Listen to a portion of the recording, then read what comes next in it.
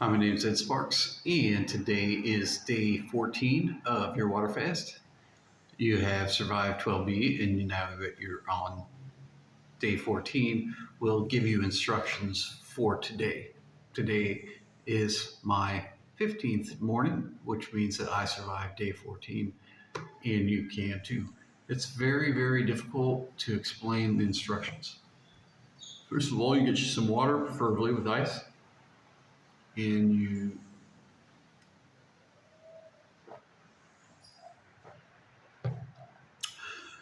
provide yourself with that particular motion. Yesterday, I worked up until about maybe 2 o'clock, and then I wanted to go snorkeling since it was Sunday. It's the only day really to see bikinis on our beach besides Saturday. So I was like, "Oh, let's go," and she didn't want to leave until about 3:30. So we got there about 3:30, and there was bikinis everywhere. We have a local beach. I think it's one of the most beautiful beaches probably there is, um, compared to anything. So I would suppose that there's absolutely only a few beaches in my mind that would compare. There might be other beaches on the island that compare to it, but I don't know. Our life in Salinas was the sun sets, but it doesn't set on the horizon. It sets a little bit more diagonal, and this particular beach sets towards directly. The sun goes down, as well as maybe 7 Mile Beach and a few beaches in Antigua. The only difference is that safety-wise and clarity, we have crystal clear beach, so very simple. Plus, when you're wearing your sunglasses, the rock faces and cliffs of the island are covered with greenery, and it really pops out with your sunglasses sometimes. It's just beautiful. Plus, there's a couple sailboats, makes it even look nicer. Anyway. If the way I feel about it, if you don't drink water consistently that's very cold, your body will heat up the water and it just doesn't feel good in your system. The only solution to anything is just a little bit of exercise.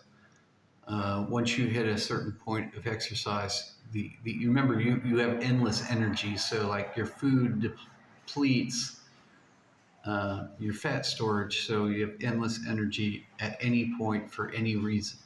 So what I think happens is that the it's I in my case, it might be similar to you, is that I smoke a lot of cigarettes and I drink a lot of beer in my life.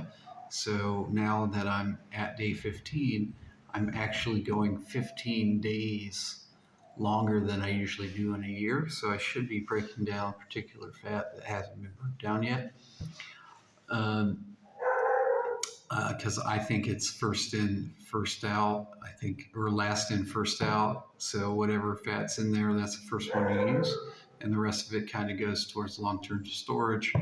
So in this case, if you do need energy, it just doubles itself. But for me, I really think that my energy is a lot of nicotine and I don't know, possibly other party favors from years and years ago.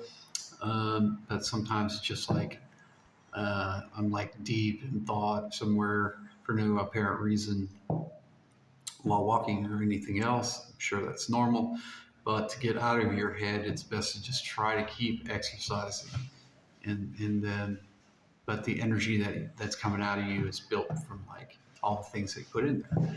So those are your favorite things. So at one point in your life, if nicotine was your favorite thing, then it's just blaring you. And since I smoke menthol, a lot of it might be a little bit like that too. It'd drive you crazy. It could just be cigarette withdrawals, but I doubt it. Um, you should be experiencing water balls all the time.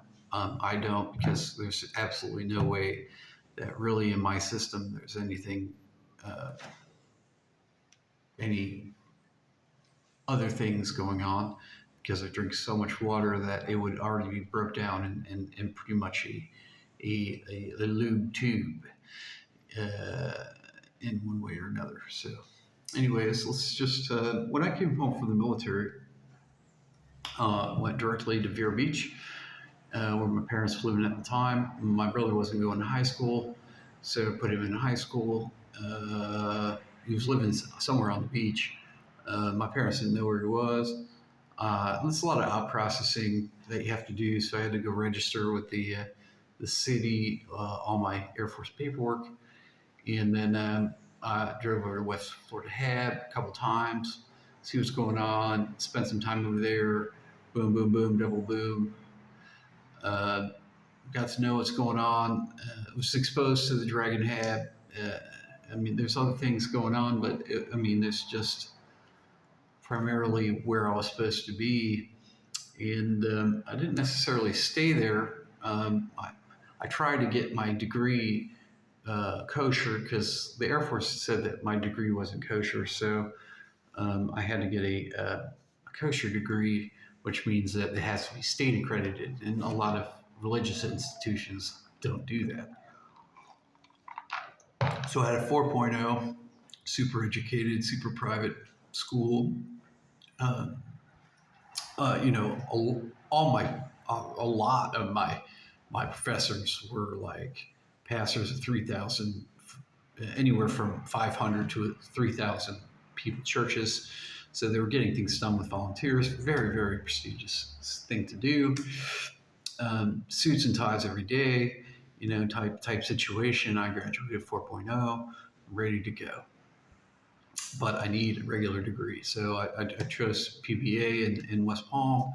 I was trying to fit in with the SoFlo guys, but the problem was is that it really wasn't. I was you're down in a whole different atmosphere. I was a different person. The school threw me out before I got started. Even though I enlisted, it cost a lot of money to go PBA. Very expensive school located in the yacht club, and I was just like, there's nothing I can do. I was partying all the time, so kind of started testing me and ONI, and I was like, look, I really would prefer to be SPYDER right now, and they were like, okay, fine, you know. I mean, spiders are crazy ones. I mean, they're test dummies and everything else, but they also have the most fun. Plus, you have to look at them all the time. It's the center of attention, because of the best, right?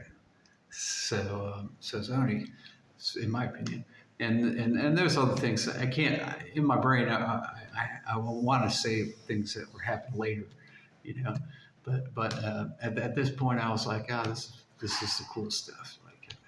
Even though I was in SoFlo, the Tiburon's in SoFlo, you can drive boats around all day. You can do that kind of stuff if you want. But there's other things that I liked about SPYDER. None of it really made any sense to me in the Dragon department, but it didn't matter. So we tested out my ONI skills, and I grabbed the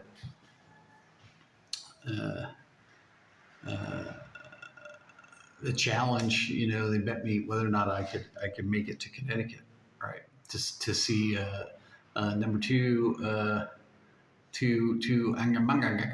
I can't pronounce her last name. It was Dutch, so we call her Angus. So so I was supposed to report in Connecticut, go meet this person and tell her that I wanted to be a SPYDER. So that